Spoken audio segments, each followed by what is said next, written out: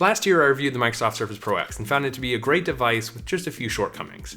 I love the idea of a thin form factor device that runs full desktop Windows, but unfortunately it came just short of that in that it didn't run 64-bit applications.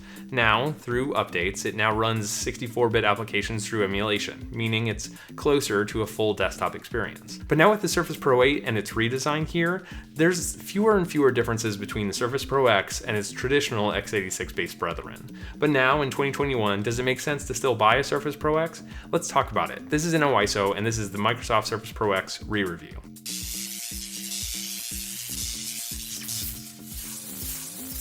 Now before we get into it, if you already own a Surface Pro X and you're watching this video for whatever reason, just know that I love the Surface Pro X for what it is, even though I'm going to criticize it here. I think a lot of people get really defensive when they hear the products that they actually enjoy get criticized, but that shouldn't be the case for you if you particularly enjoy that product. You never should feel regret for buying a product that you enjoy. It's better for you to leave a comment on your own experience with the Surface Pro X so then other people can get multiple perspectives on whether it is a good device. Let's start with the design. Even with the Surface Pro 8 around, the Surface Pro X still is one of the best designed Surfaces so far. It's thinner than the Surface Pro 8, which means it's a lot easier to use in tablet mode, and it's got one of the largest screen-to-body ratios of a Surface so far. I like this general design, but the only real shortcoming is the fact that it does have a very fingerprinty back panel, unless of course you add a skin like I did here. This solves that problem, but I would prefer just having a device with no case or skin on it. Let's move around to the display. Now it's not the most updated display in that it doesn't have the same 120Hz refresh rate that we see on the Surface Laptop Studio and the Surface Pro 8, but that's not to say that it's a bad display. It is incredibly pixel dense, bright, colorful, everything that you'd want out of a good display, with the only exception being there's a lot of glare. I've experienced this with a lot of Surface products, but for some reason I find that quite often I am staring at myself in like a black mirror whenever I stare at this device with a dark background or any sort of dark content on it. We'll touch briefly on the specs. This model specifically has the SQ1 processor, not the updated SQ2, but the performance really shouldn't differ too much. It has 16 gigs of RAM, which is plenty enough for at least most of the things that I use on this. And then the biggest plus of this device is that it has upgradable storage, just like the new Surface Pro 8. I love the fact that I could just drop a terabyte SSD in here and instantly quadruple my storage. But for me, 256 gigs is just fine right now. Now let's talk about software where things really changed. This is running full Windows 11. It's now on an insider preview because I want early access to Android applications. So far, if you saw my coverage of Windows 11 earlier this summer, then you'll know that I am not the biggest fan. And while that was just a preview, generally Windows 11 has not changed much since then. So while I do plan on releasing a full review once Android apps are fully supported, just know that that probably tells you most of my feelings about Windows 11. I'm not very happy with most of the front-end changes that Microsoft made to Windows 11 because they seem to be just tweaks to the interface that aren't always functional, but instead try and make it look different or more modern. I love the idea of a more modern interface because Windows 10 didn't really feel that modern to me, but unfortunately they got rid of some functionality in the process that actually matters to me, like the context menu or File Explorer's functionality. So it doesn't feel like an overall improvement. The big difference through the Surface Pro X is 64-bit emulation, which means that this now can run most of the applications that a standard Surface Pro could run, which is great news.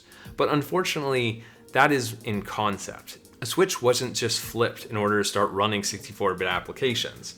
While most applications seem to be running a lot better than beforehand, they're not exactly fast, and more importantly, there are still some incompatibilities. Notably, the Adobe suite is one of them. A lot of Adobe applications just don't run on the Surface Pro X, unless you go down a very, very specific path that has never worked for me.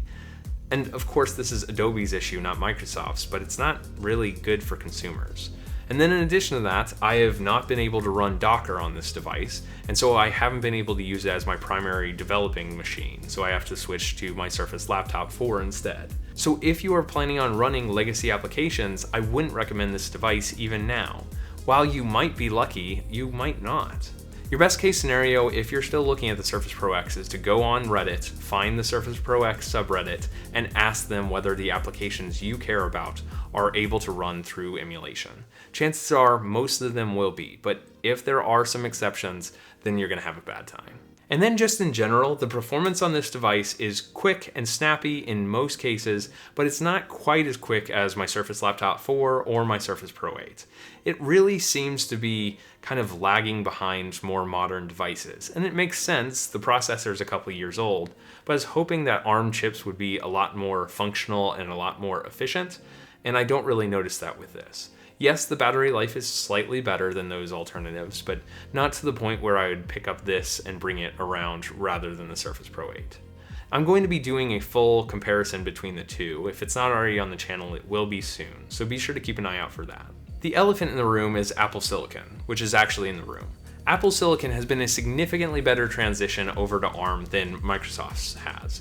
I really am impressed by everything Apple has been able to do with the M1, now M1 Pro and M1 Max chips. That's not to say I prefer Apple or macOS over Microsoft. I still would much rather prefer having a Surface Pro X than an Apple MacBook M1 if it meant that they were similar levels of performance, but they are far from the same level of performance. The Surface Pro X is just trying to catch up to the performance of other mobile chips, whereas the M1 and M1 Pro and M1 Max are now catching up with desktop level performance, with the only caveat being you have to run macOS, which is not my favorite thing to do. I hope that Microsoft will truly get to a portable powerhouse that runs on ARM, but unfortunately this won't be it. After nearly 2 years of use, I'm going to have to say goodbye to this faithful device, which unfortunately went the same way as the original Surface RT, and it just fell short of expectations. Thank you for watching InnoISO. I hope you like this coverage of the Surface Pro X. If you do like my coverage of Surface devices, then you should get subscribed because I have a lot of other Surface coverage coming this way. Be sure to check out my Surface playlist as well, which will cover all sorts of Surface devices. Thank you for watching, and I'll catch you in the next one.